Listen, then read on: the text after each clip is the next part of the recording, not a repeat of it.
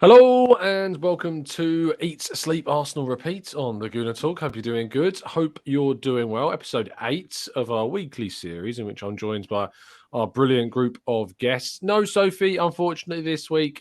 She is very, very busy and hectic, and we're certainly with her right now. We're thinking of you, Soph. Hope you're doing well and things improve very soon. We are joined, of course, though, as always, by our other two regulars. First of all, Dr. Raj, how you doing, mate? You good? You well? Yeah, I'm very, very good. Let me get out of the way quickly. Sponsored by Starbucks. And so Other coffee houses are indeed available for those out there. But yes, he has a strange obsession with it, to be fair. I don't know what it is. He just must love the design. The marketing is really working on Raj from it is. Starbucks. Also joined by Owen. Do you have a favourite coffee house in particular that you'd like to shout out on the show? Or Do I look that sophisticated that I know much about coffee and stuff like that? If it's warm and wet, I'll drink it. I hope we're still talking about the same thing. Eventually. Yes, for sure. But what a way to start the show. Drinking his own sweat after a run is what he's talking about, clearly. Yes, no, this is the first time we've had to do the show after we've lost a league game. We didn't do this show when we lost against Manchester United earlier on in the season. Yes, we talked about the Man City FA Cup result, but it was easy to compartmentalise that one, considering we were exiting a competition we didn't really have all of our eggs in the basket of, in fairness. But this one hurt a bit more. And I know that obviously it's been a few days since the game, but of course we're still feeling the fallout from that. There's still a lot of questions circulating surrounding it. Raj, how are you feeling now, several days of reflection later from the defeat? I mean, I honestly I feel the same as I did then. I mean, Everton deserved the result. So, I mean, their press was one of the best we've seen. Extremely well organized, extremely high energy, and they were on top of us from the start. I would say I know people compared it to I saw some comparisons to Newcastle. I don't think it was that because we'd actually had some decent patterns of play.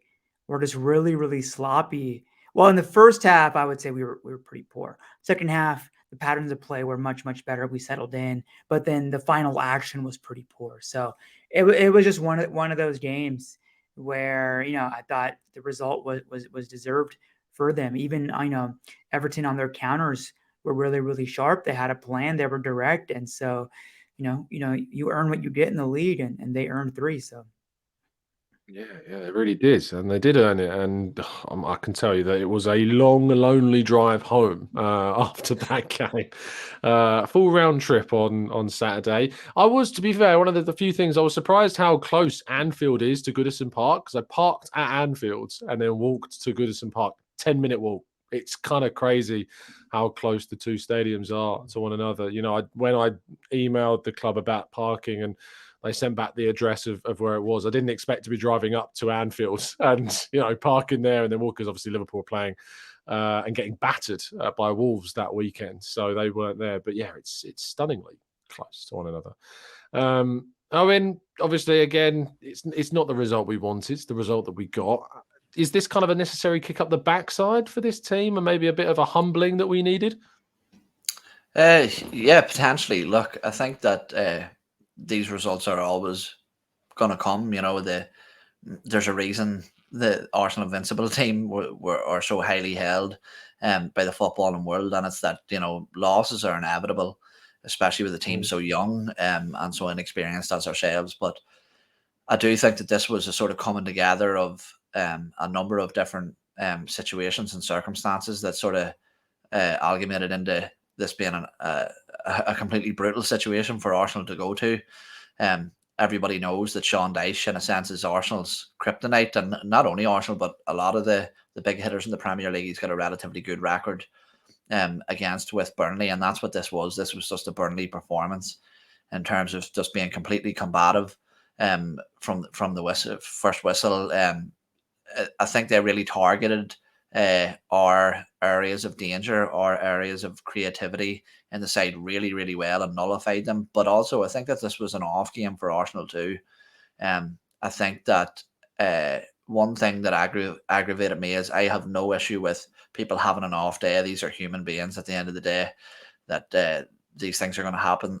The likes of Ben White, the likes of Martin Odegaard, where the passing wasn't as crisp, everything was a second too slow. Things like that happen. But the part that aggravated me was there's very few things in football that you can control, but winning your physical battles is definitely one of them. And let's not get it twisted. This isn't the Arsenal of old, where we were physically frail in comparison to most teams. We're a big physical and aggressive side now, and that's where I was disappointed, was that we were bullied. And I can't think of bar one maybe player that held himself to a high standard physically, and that was Gabriel Magalhaes. But apart from that, we lost every physical battle. The only thing is obviously, and we'll maybe touch on that later, is that if things like this happen, the best thing that you can hope for is that other circumstances come into play in terms of making this a let off. And if you're gonna learn lessons in a season, it's under circumstances like that where it doesn't actually impact you too much. If other results had swung different ways, this could have been, a catastrophe in terms of where we want to be at the end of the season. But luckily, things have fallen in our favour, and yeah, we've escaped this relatively unharmed. But I think that the boys, and potentially Mikel Arteta as well, with some of his in-game management, everybody needed a kick up the backside, and I think that's what we got. Do you want to come in? Yeah, I actually wanted to say one thing. I think it was actually it was a necessary step, because if you watch how they set up with how Zinchenko obviously drops to overload the middle, Deitch was taking that away, and the ball was really slow going to Martinelli. I think the team needed this game to get used to how to get that ball to him quicker, because if you watch that, he's already, by the time that ball's coming to him, that second man is already near him every single time. And I think that was compounded by Xhaka probably having his worst game of the season as well. He was a little sloppy, made some poor decisions. And I mean, his floor it was still a 6 out of 10 for him. That's how good he's been, but relatively. So I think it was actually a good game from a tactical standpoint, where sometimes you just have to see that in person and to really adapt to it, because Newcastle obviously, had a similar strategy, right? Very narrow, let the ball go out wide, double. We saw that with Everton again, probably even more aggressively. So I think that's necessary. That was a necessary step for the team to get the ball out to Martinelli, and he was also relatively isolated if you look at some of the positioning map.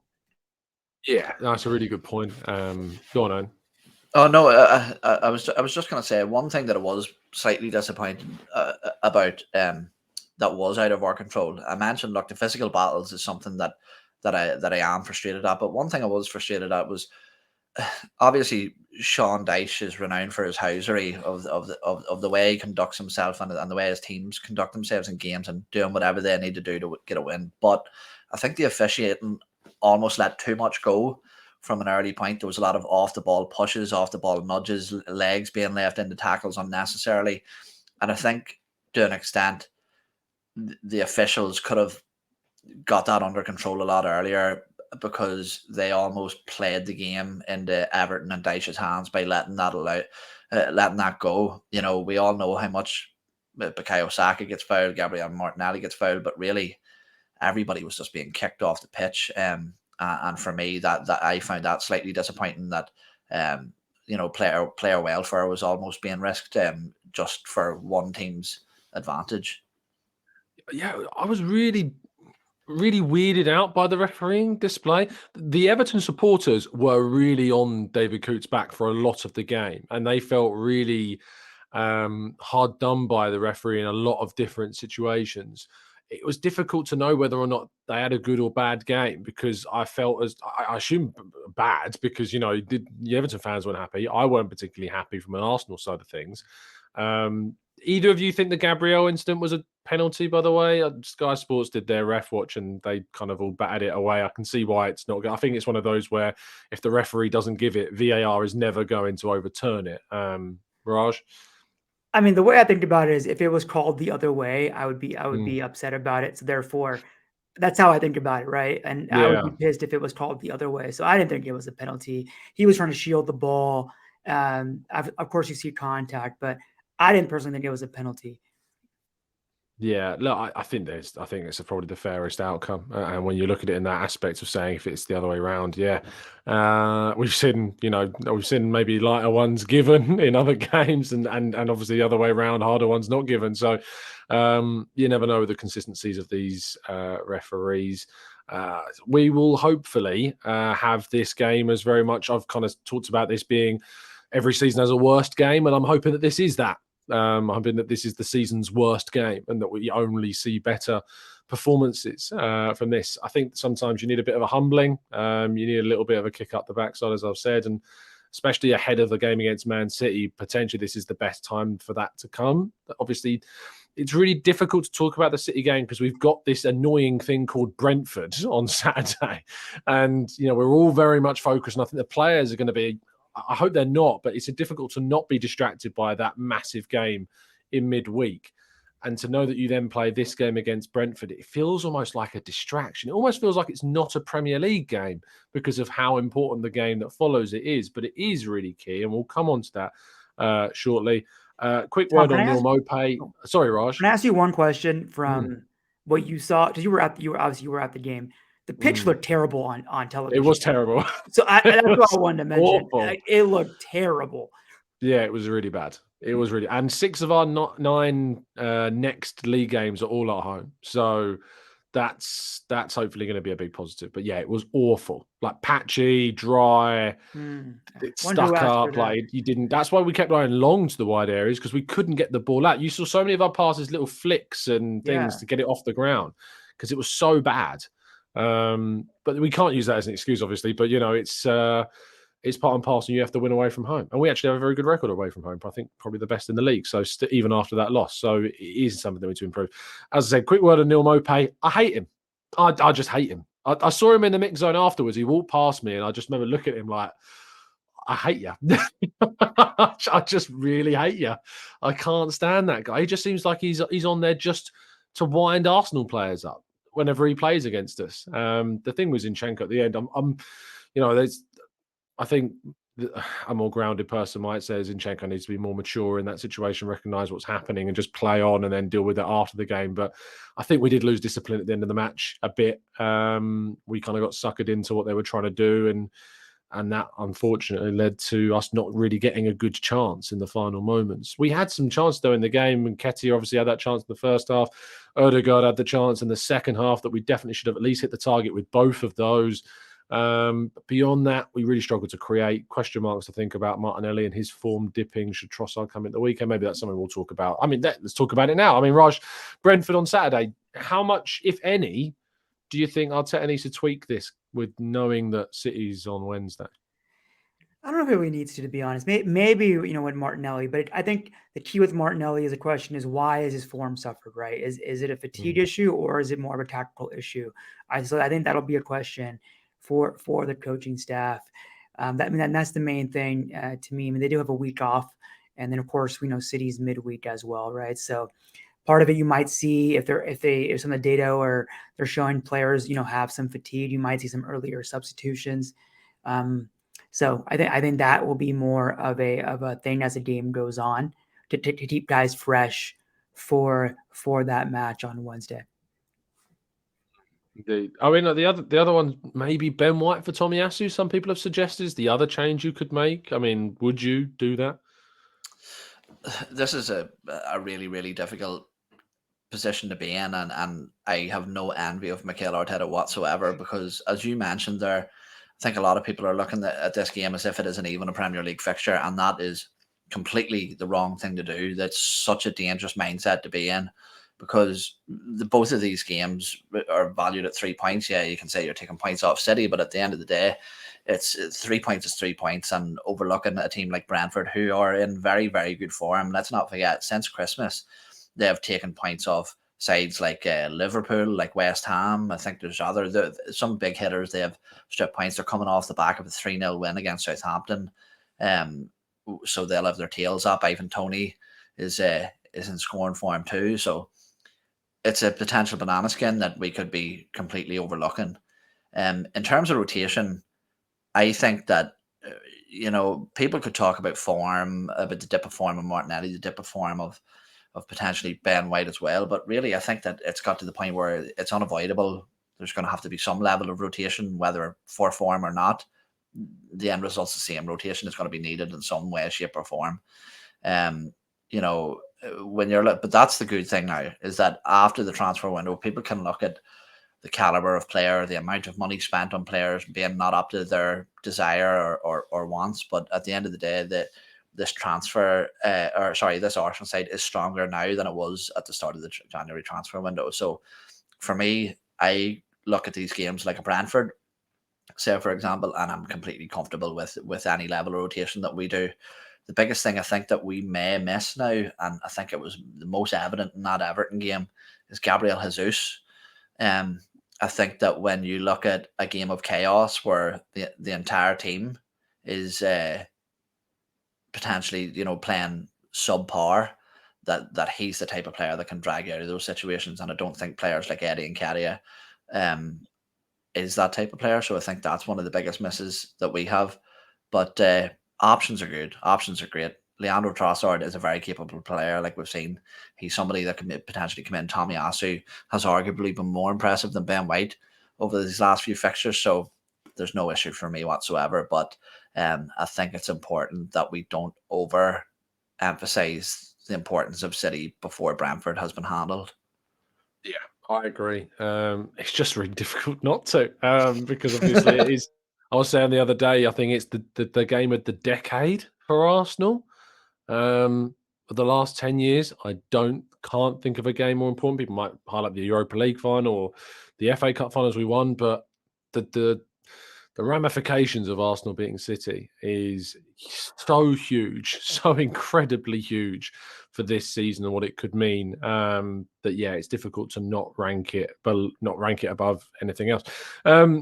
Let's talk a little bit about outside of obviously the pitch, Raj. We've seen some really encouraging images of Gabriel Jesus. He's returned from Brazil where he was doing some rehab. He's running outside. We saw his trainer post some videos of that. Doing some work in the pool I saw as well at Colney. What's kind of your assessment having seen footage and where do you think we're kind of at? I mean, it looks like it's been about 10 weeks, I want to say, since post-op, since he had surgery. And so I think the original reports are Arsenal put a timeline on there, but it was about 3 months. And so that would make him about 2 weeks away. So he's probably coming back to really start ramping up, start doing a lot more on-pitch work with the actual, Arsenal physios here. So, I mean, it's all very, very good signs. Everyone asked me for a timeline. There's no way to put a timeline on it. How annoying is it? You must get tweeted every day. Yeah, oh yeah. I mean, now I just put a follow-up as that. I mean, timeline just depends on how he responds. It's impossible to say because I don't have the information, right? It depends on how he's responding to things. You can always come back and have a setback if you don't respond well. Luis Diaz comes to mind for Liverpool, right? He was in team training, had a setback, and then he had to have surgery, right? So I'm not saying that'll happen. What I'm saying is that you can't, you have no idea what's going to happen unless you're the one actually there. And so I don't even try to put that pressure on players. And that's why Arsenal under Arteta have said, we don't want to put timelines on players, just focus day to day, step by step, and, and see how you progress. Right. And it's all been good, very, very positive signs so far. So it all looks great. I think we saw a reason why you need a player like him, like versus Everton, right? To be able to unlock some of those low blocks. He has that ability to do that. So I think him coming back obviously is a massive boost. Also, it gives Eddie a rest as well. You're going to start having consistent 2 games a week here coming up, right? So I think it's good timing and overall, and his progress has looked great. And he's a player who's always been in very, very good shape, fitness-wise, very professional. And that always helps when it comes to, returning from injury quickly and effectively. Absolutely. I mean, obviously, I think in these last few games, we've seen how much we've missed Jesus, particularly the Everton game. A lot of people talked about how we really lacked the ability to use someone that can kind of beat the low block, and Eddie's not going to be on the end of chances and does well to get on the end of chances. But if you're struggling to create opportunities, Jesus is the type that can create himself, and him coming back is obviously going to be massive.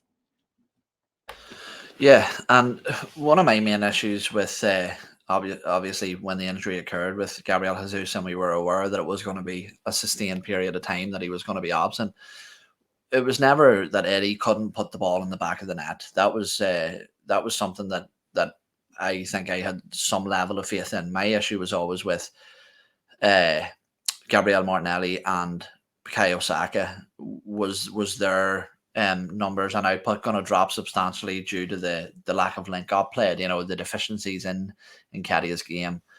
And I think in the initial stages, everybody thought, "Geez, obviously it isn't dropping." But now I'm starting to think of, was that an injection of enthusiasm and an injection of responsibility being put into the legs of Gabriel Martinelli and Bukayo Saka, knowing that they had to take on the baton of output for the Arsenal side.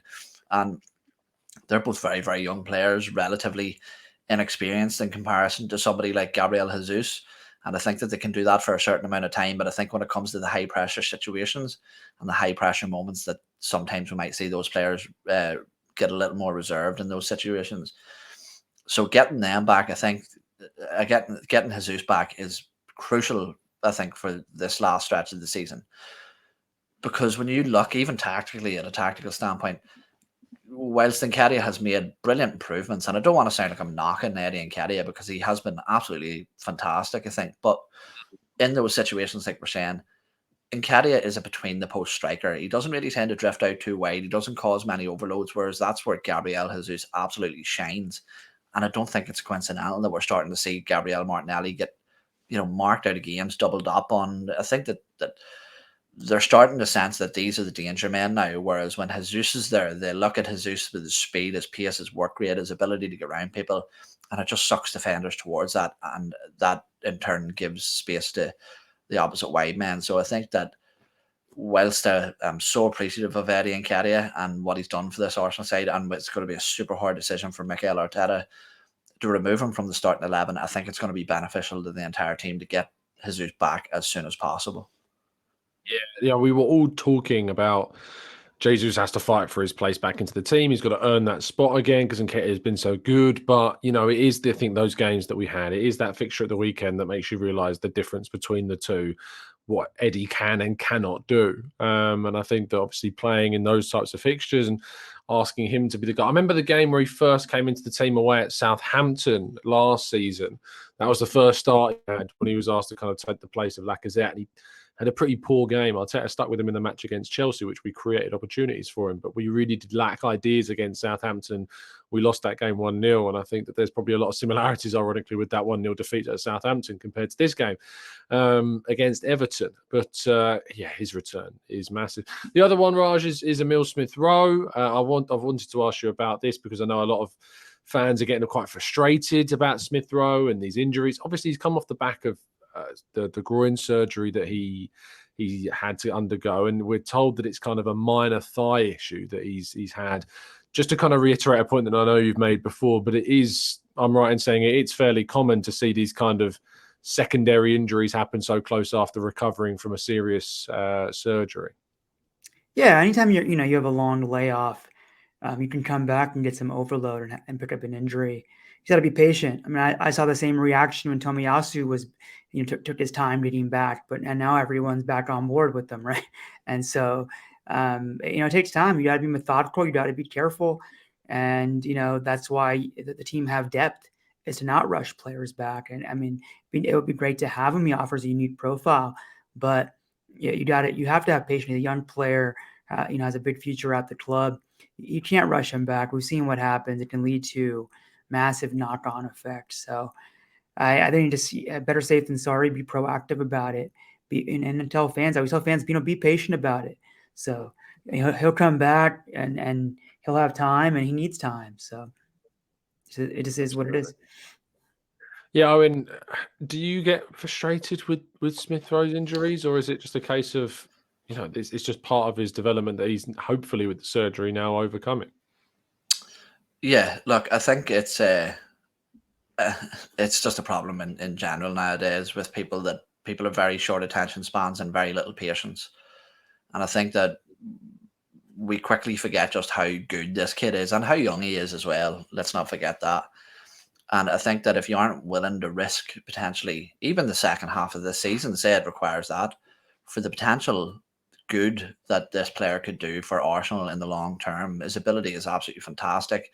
Whilst I'm not sure whether he's physically matured enough yet, probably after this injury, we'll see that he has. But even mentally matured enough to take over that left 8 position from Granit Xhaka right now, I think that he definitely has that ability in the long term.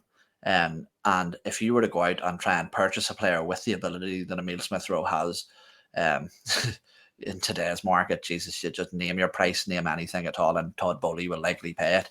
But I think for me, this is the beauty of having the squad depth that we now have, is that we can afford Emile Smith-Rowe that time required to get himself back to 100% fitness, whenever that may be. For me personally, if I was Mikel Arteta, I'm not even a doctor. I don't have the information. Okay, Raj is a doctor. He doesn't have the information, so I'm way less qualified to make this statement. If he plays a bit part role coming off the bench for 20 minutes for the rest of the season, I'm happy with that for the rest of the season. If that's what he needs to get back to full fitness, then that's fine by me. Yeah, absolutely. And sorry, Raj, did you want to come in? No, I was going to say, even if he's not playing, him being involved in a Premier League title chase with the team and being around that pressure is still a great experience, for him to understand. Because when you're at the game, at the games, you can still kind of sense that, the crowd, the atmosphere. Even though you may not be playing, I think you can sense what's in the locker room, right? So there's still lots of positives to take away. I mean.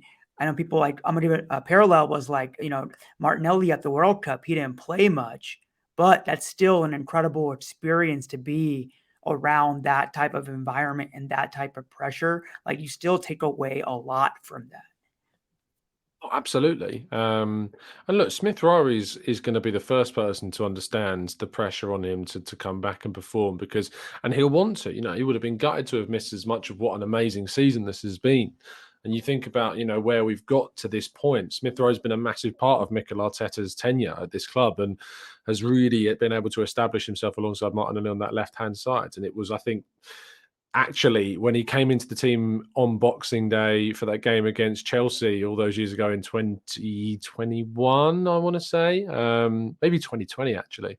When he came into that game, it was 2020, December 2020.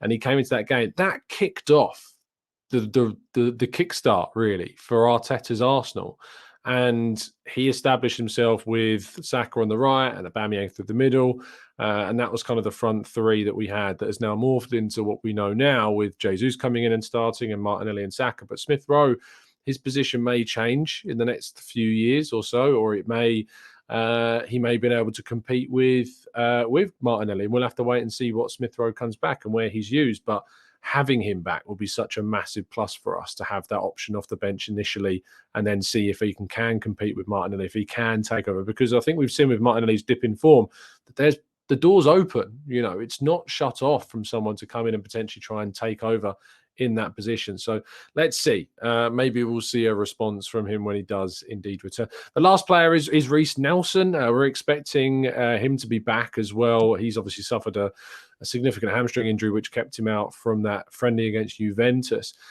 What kind of impact do you think he can have between now and the end of the season, Raj? It's a tough one. I mean, he was just kind of coming into some rhythm. It looked like, at least when he got injured, which might be kind of the story of his career at Arsenal thus far. It's so hard to say. I mean, with hamstring injuries, we already know he has, extensive soft tissue injury history, different than, let's say, Emile Smith-Rowe, which is more developmental. With Nelson, it's been kind of different ones. The hamstring is so sensitive, especially for players who play with pace, and he's a high-paced player as well. So I think you'll see him integrated at times just to give other players a breather more so. So I think he can be used in that regard.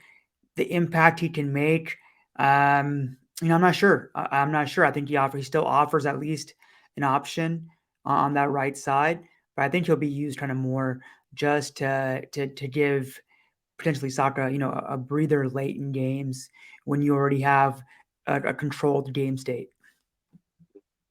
And look, I think Nelson obviously has always been a player that it's always been a struggle to see him having a long-term impact at Arsenal, which is a shame because when he first came onto the scene, this was a guy that we were talking about, when he came onto the scene under Arsene Wenger in 2017-18, Saka wasn't known about, but we thought Nelson was going to be what Saka kind of is now. And he was really considered as such. And I think there's been things that have happened. Injuries, of course, has been one thing, but I think he's spoken publicly about how he maybe didn't apply himself in the right way, and he's got regrets about that as well.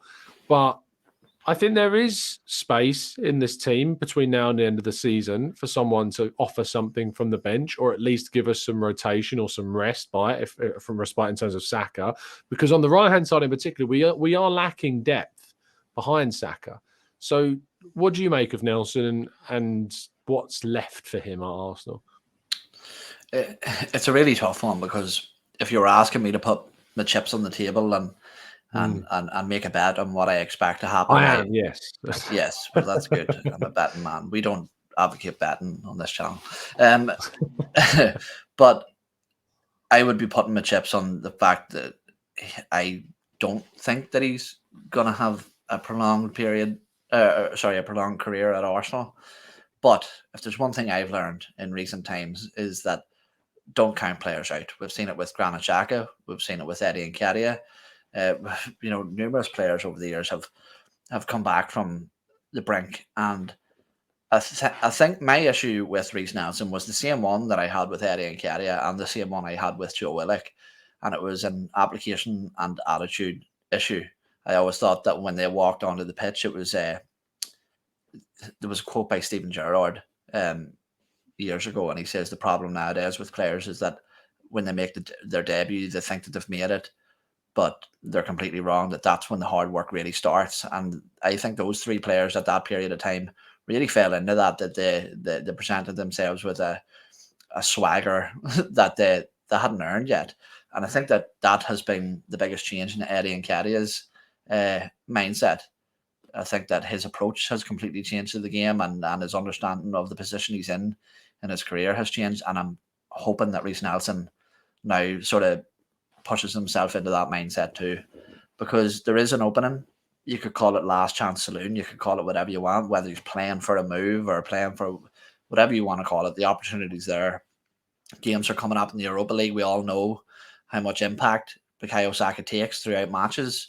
So, the likelihood of him being fit for every remaining game for the rest of the season isn't very high. So there's minutes there for him to play. It's just what he wants to do with those minutes. Something I think he's been guilty of in the past is coming on and taking the safe option too much. That's something we see with players in the early stages of their career. A lot is to take the safe pass, trying to please the manager by not making any mistakes. But the truth is that he isn't at that stage in his career anymore.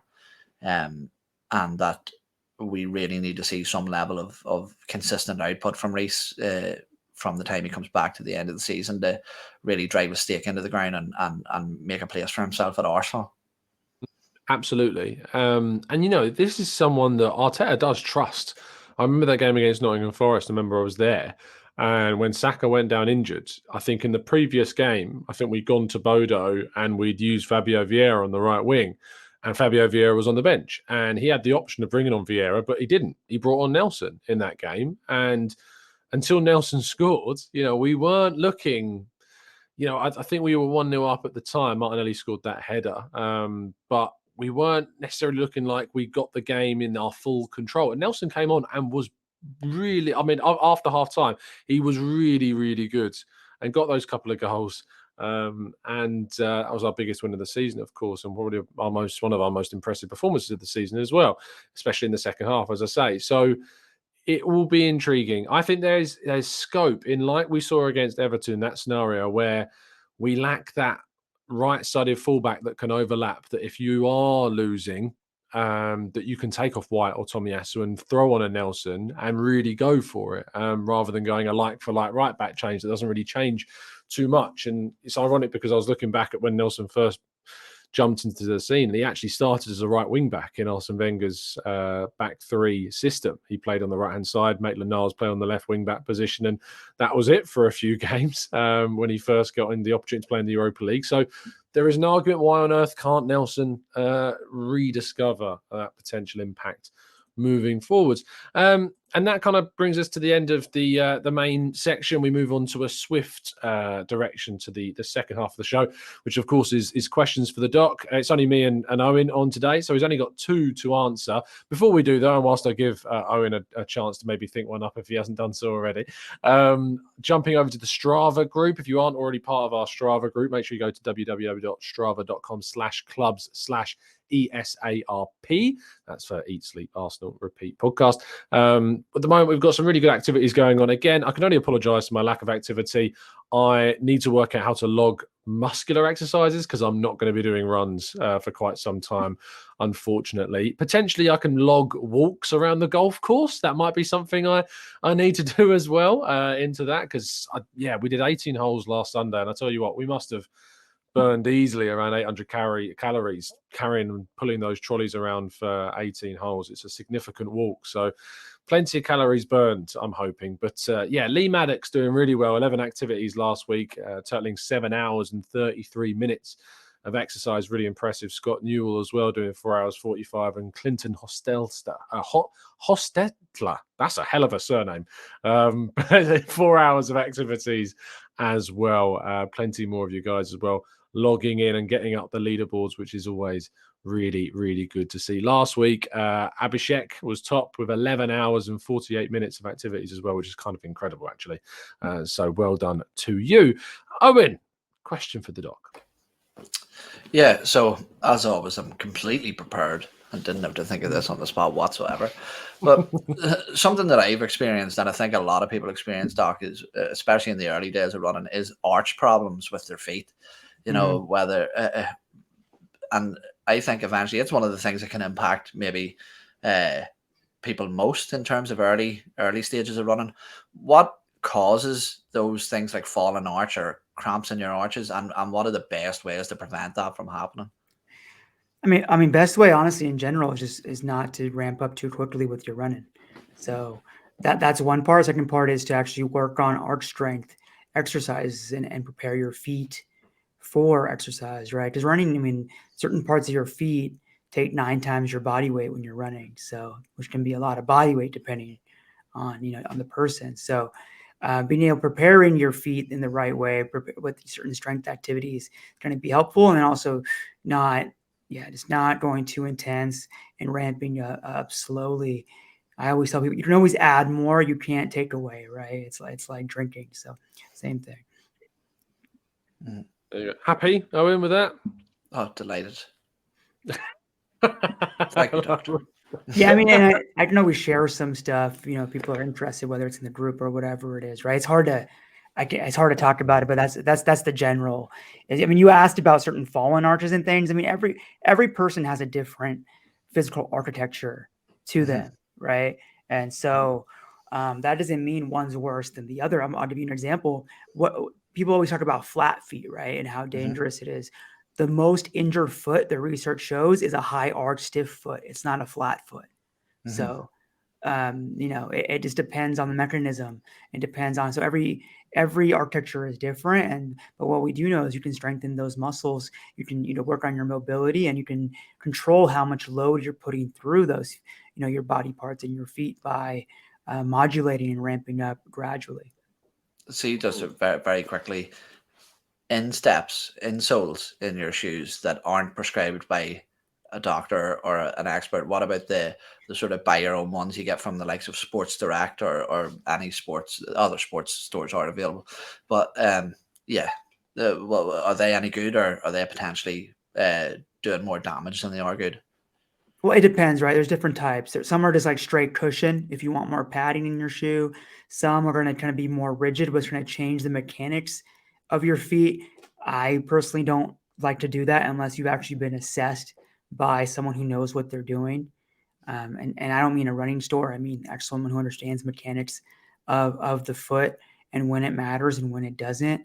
And so I would say, with general cushioning insoles, try it. Go ahead.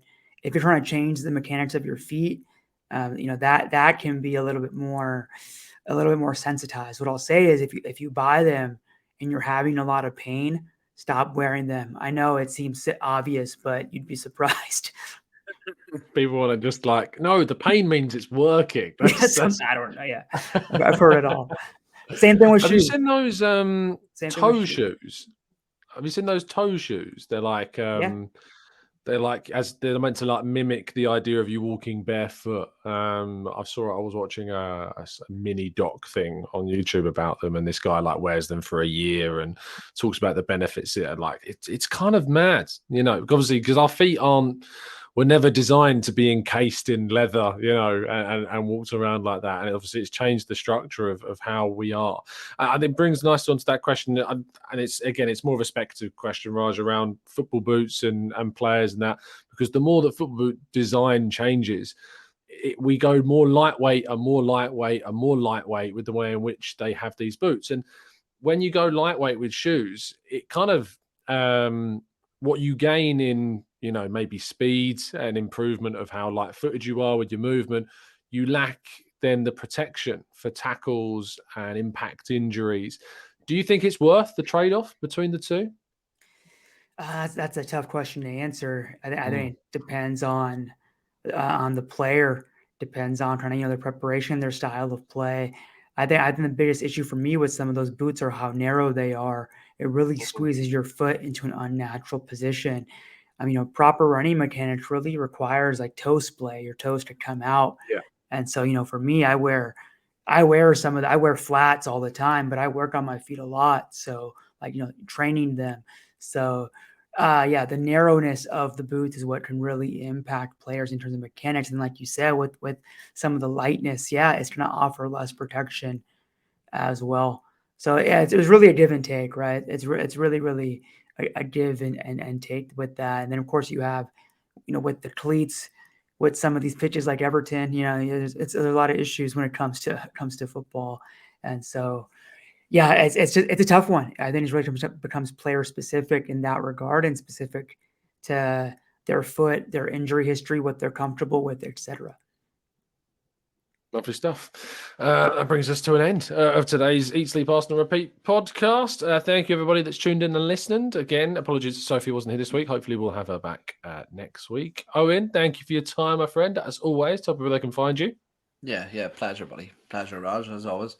You can find me at Owen Young AFC, the dotty spelling there on screen, and also at the Gooners Pod if you want to head over there and subscribe and catch up on all our nonsensical shows. Indeed, yes. Owen's jumping off now to go and have a chat with the boys as well. So their latest episode should be out by the time this goes up. And lastly, Raj, thank you, as always, my good friend, for jumping on and giving us your expertise and thoughts on all of our topics. Tell people they can find you, mate. Yeah, my pleasure. Thanks for the questions. Thanks for the time. Always find me at 3CB Performance on all social media channels. I'll try to, I'm actually, we're talking about a lot of foot strengthening stuff and football specific stuff. I'm trying to kind of create, online programs for people who want to do that. So, I'll try to share that, maybe preview that with you guys. Also 2-2 final, Leeds United, by the way, just finished. So, yeah. Yeah, I just clicked over to check that. Very interesting indeed. Title race. Title race. You got to be kidding me. Anyway, thank you so much, guys, for listening. Drop a like on the video. Subscribe if you're new. We'll be back next week with the next episode. But of course, I'll be back tomorrow morning with another 8 a.m. show and plenty more build up to the Brentford game. A fantastic day. And as always, up the Arsenal.